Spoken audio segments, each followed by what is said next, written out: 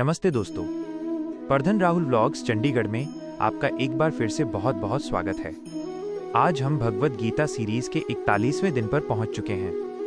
कल हमने देखा था कि कैसे अधर्म बढ़ने से समाज की नींव यानी स्त्रियां और परिवार प्रभावित होते हैं। आज का श्लोक, अध्याय 1 का श्लोक 41, हमें ये बताता है कि जब परिवार और समाज में संस्कार खत्म हो जाते हैं तो उसका असर केवल जीवित लोगों पर ही नहीं बल्कि हमारे पूर्वजों पर भी कैसा पड़ता है।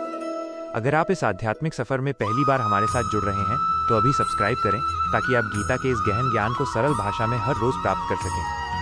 चलिए शुरू करते हैं आज का एपिसोड। सबसे पहले हम इस महत्वपूर्ण श्लोक का उच्चारण करेंगे।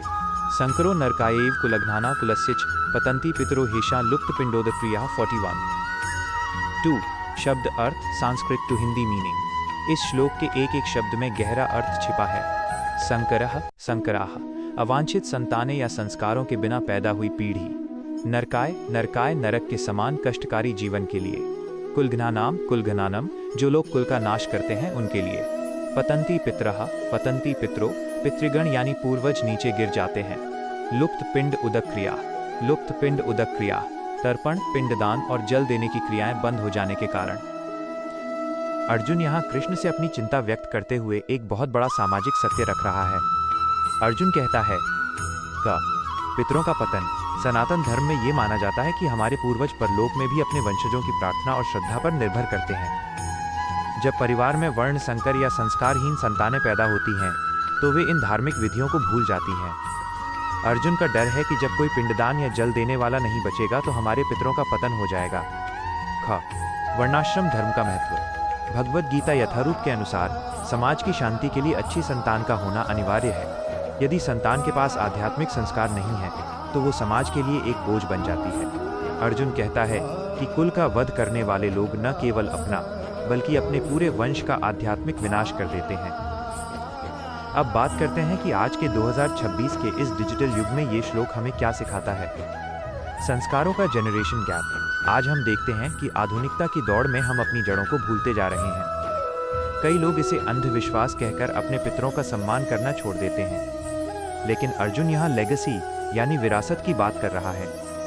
यदि हम अपने पूर्वजों का सम्मान नहीं करेंगे तो हमारी आने वाली पीढ़ी हमें सम्मान नहीं देगी। अवांछित जनसंख्या और अपराध।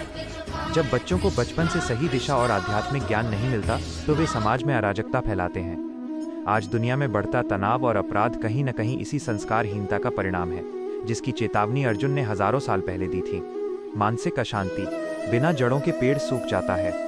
वैसे ही जो समाज अपने धर्म और पितरों की परंपराओं को छोड़ देता है वो मानसिक रूप से कभी शांत नहीं रह पाता। तो दोस्तों, आज के इस एपिसोड से हमने सीखा कि हमारे कर्म केवल हम तक सीमित नहीं हैं, वे हमारे पूर्वजों और हमारी आने वाली पीढ़ियों को भी प्रभावित करते हैं। अर्जुन अभी भी मोह में है। वो कुल और शरीर के स्तर पर सोच रहा है। उसे डर है कि युद्ध से सब कुछ नष्ट हो जाएगा, लेकिन भगवान कृष्ण उसे इस मोहमयी चिंता से कैसे बाहर निकालेंगे, ये हम आगे के एपिसोड्स में देखेंगे। आज का सवाल, क्या आपको लगता है कि आज के आधुनिक परिवारों में हमें अपनी पुरानी परंपराओं और संस्कारों को फिर से जीवित करने की ज़रूरत है? अपने विचार नीचे कमेंट में ज़रूर साझा करें। अगर आपको ये जानकारी अच्छी लगी तो वीडियो को लाइक करें और अपने प्रियजनों के साथ शेयर करना न भूलें। मिलते हैं कल डे 42 में एक नए श्लोक के साथ। तब तक के लिए भगवान की भक्ति में लीन रहें। जय श्री कृष्णा। आपका दोस्त राहुल, प्रधन राहुल व्लॉग्स चंडीगढ़।